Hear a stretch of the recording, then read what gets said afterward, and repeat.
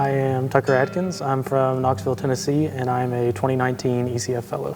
The area of study that I'm going into for the fellowship is my dissertation for my PhD in religion at Florida State University, and specifically I'm studying the Great Awakening, the Protestant revivals of the 1730s and 40s throughout the British colonies in America and England itself, Scotland, Wales, those types of places. When I was entering the dissertation phase of my program, I decided to try and find extra support like this that would allow me to do this work, but also do something important for the church so I could travel to different archives and so on to support the project. In terms of the dissertation, the main question I'm trying to answer is how do we study these Christians that have been probably overstudied at this point? So there's been a zillion books written on George Whitefield and Charles Wesley and these people who are important to our specific tradition, but also to the birth of the evangelical movement. And what I'm using to study these people differently is the sort of heuristic of space. So in the last couple decades, with different critical studies, like whether it's racial theory or gender theory, spatial studies have emerged to sort of center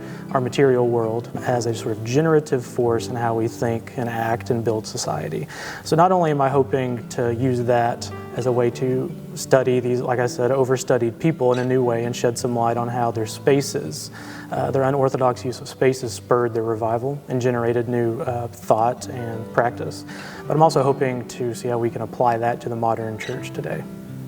I see it being vital to the Episcopal Church specifically because I think that, and especially based on the General Convention documents from just the last couple of meetings, we're aware of our spaces in our church. We're blessed with large buildings that are very nice and old and stately and look pretty, but maybe it's time to, kind of like the revivalists that I study in my dissertation, be inventive, thinking critically about how these spaces are conducive to specific theologies, to specific social organizing, to really just Christian experience in general, and how this can be a vital way for helping Episcopalians engage culture in new ways, empower voices that we want to empower, and really sort of exert our Christian presence on the landscape in a more meaningful way.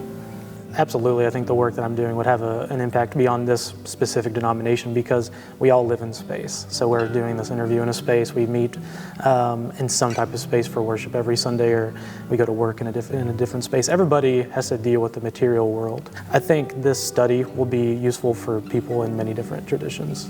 I think receiving the ECF Fellowship will help me do my work in a number of ways. Like I mentioned first, it's going to help me. There's a number of archives in the U.S. Northeast, especially areas like Boston and New York where we are, London, and then like I said, Welsh and Scottish locations where they have manuscript sources that I wouldn't be able to gain access to otherwise for my dissertation. It's going to allow me to do really incredible things that otherwise wouldn't be possible. And then also in the future, since this is a multi-year support system and a network that I'm being welcomed into, it'll allow me the ability to meet new people that I wouldn't have otherwise. It'll allow me to get my foot in the door with certain people who can collaborate with me in the future on this project and others down the line.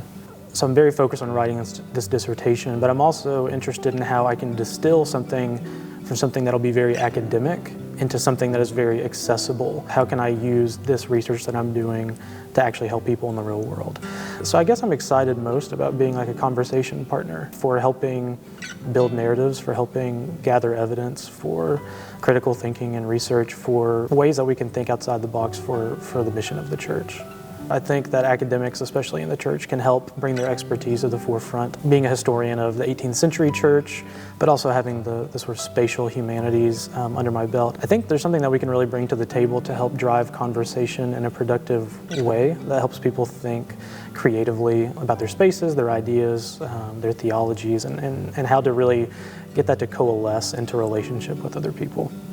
What I would love is for my little small part that I'm playing to help the church seek revival in new ways. And like I said, not just theologically, but in our material surroundings and how to use those things as keys to extend the mission of the church, extend its reach, and extend the number of people that they show Jesus to. And the people that I'm studying did something different in the 18th century than was the status quo.